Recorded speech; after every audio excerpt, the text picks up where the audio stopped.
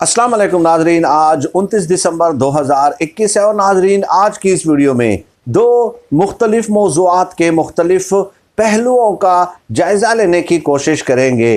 नाजरीन सबसे पहले आगाज़ करते हैं कि हुकूमत ने, वफाकी हुकूमत ने नवाज शरीफ साहब की वापसी की इत्तलाआत के हवाले से रद्द अमल दे दिया है, क्योंकि आप यकीनन मुलाहिज़ा कर रहे होंगे कि 3-4 महीनों से एक ऐसा माहौल पैदा करने की कोशिश की जा रही है कि जिससे ये तासुर दिया जा रहा है कि नवाज शरीफ साहब जनवरी में, फरवरी में, मार्च किसी भी महीने अचानक पाकिस्तान वापसी का ऐलान कर सकते हैं और उससे ये जाहिर करना चाहते हैं कि नवाज शरीफ साहब की वापसी से नवाज शरीफ साहब जैसे ही पाकिस्तान की सरजमीन पे कदम रखेंगे तो एक इनकलाब जो है इस मुल्क में बर्पा होना शुरू हो जाएगा। इस तरह का एक तासुर भी दिया जा रहा है और इसी तरह की एक फिजा भी हमवार करने की कोशिश की जा रही है। लिहाजा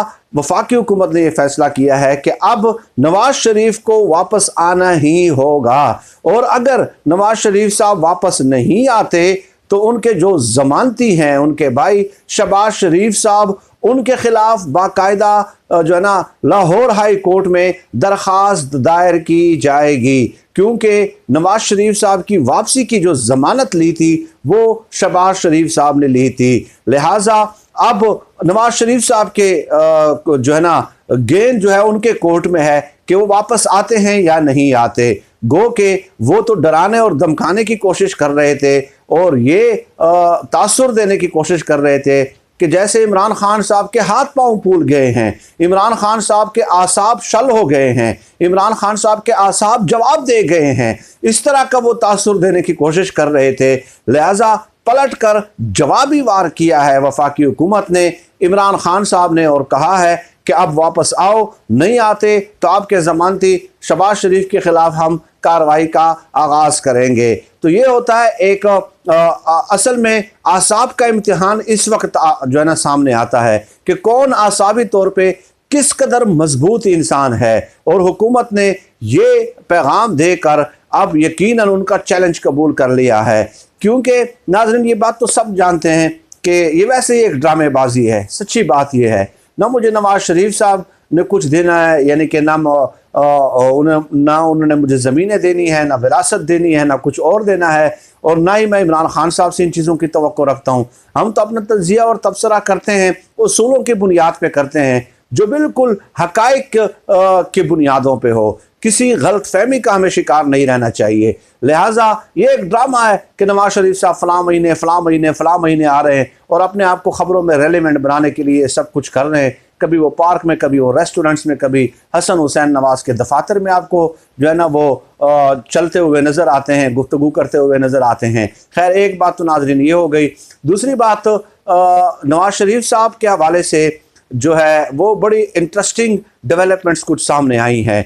जो बड़े बड़े कानूनी और आइनी माहिरीन हैं उन्होंने तो यूँ समझ लें कि नवाज शरीफ साहब की तमाम तर उम्मीदों पे पानी फेर दिया है, और वो ये कि एतजाज़ हसन साहब से लेके और इसके अलावा राजा आमिर अब्बास साहब से लेके जितने भी आइनी और कानूनी माहिर हैं उन्होंने ये कहा है कि नवाज शरीफ साहब की नाअहली ख़त्म करने के हवाले से एहसन बोन साहब जो कि सुप्रीम कोर्ट बार एसोसिएशन के प्रेसिडेंट हैं, उन्होंने गुज़श्ता दिनों में कहा था कि हम तहयात नाअहली के ख़िलाफ़ सुप्रीम कोर्ट से रजू करेंगे, सुप्रीम कोर्ट में दरख्वास्त देंगे और दरख्वास्त देंगे कि सुप्रीम कोर्ट के जितने भी जजेस हैं 17 के 17 जजेस पे मुश्तमिल एक बेंच तश्कील दिया जाए, 17 जजेस पे मुश्तमिल।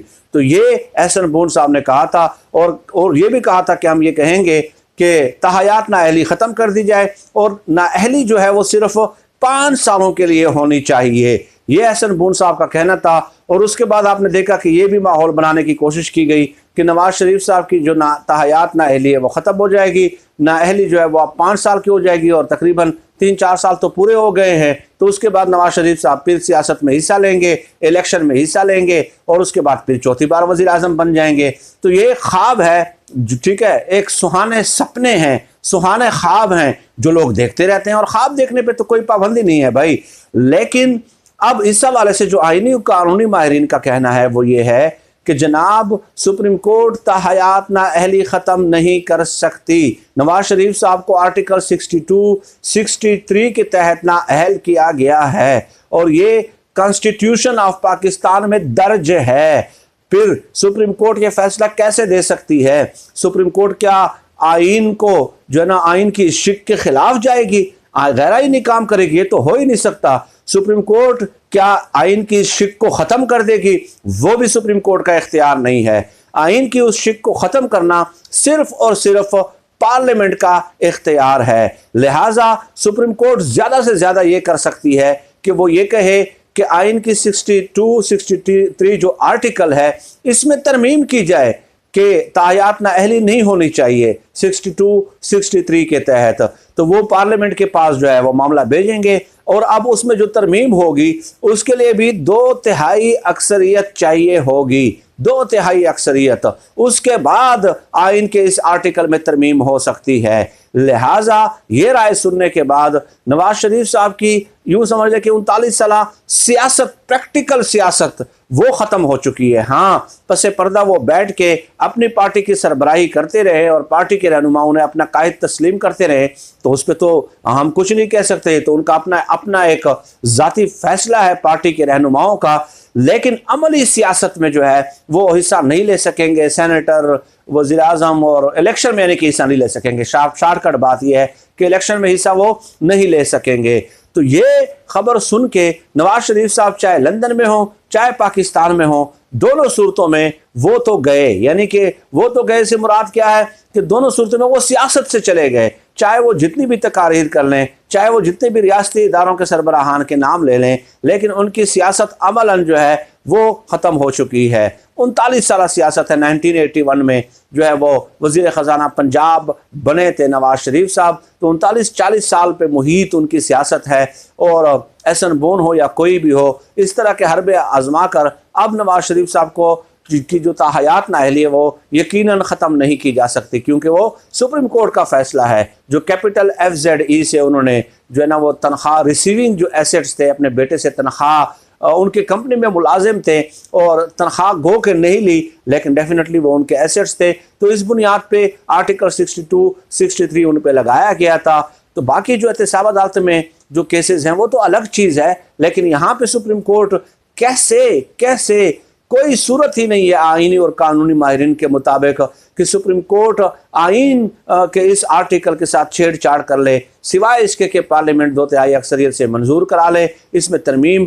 लेकिन उसमें फिर हुकूमत तो तरमीम में शामिल नहीं होगी, तो 2/3 अक्सरियत तो पूरे होने का सवाल ही पैदा नहीं होता। नाजरीन, यही गुजारिशात आज की इस वीडियो में पेश करनी थी। लेटेस्ट फर्दर डेवलपमेंट्स के हवाले से आपसे इंशाअल्लाह ताला नशिस्त का एहतमाम होता रहेगा। अल्लाह पाक हम सबको खल्क़ खुदा के लिए आसानियाँ पैदा करने की तौफीक अता फरमाए। आमीन या रब्बिल आलमीन।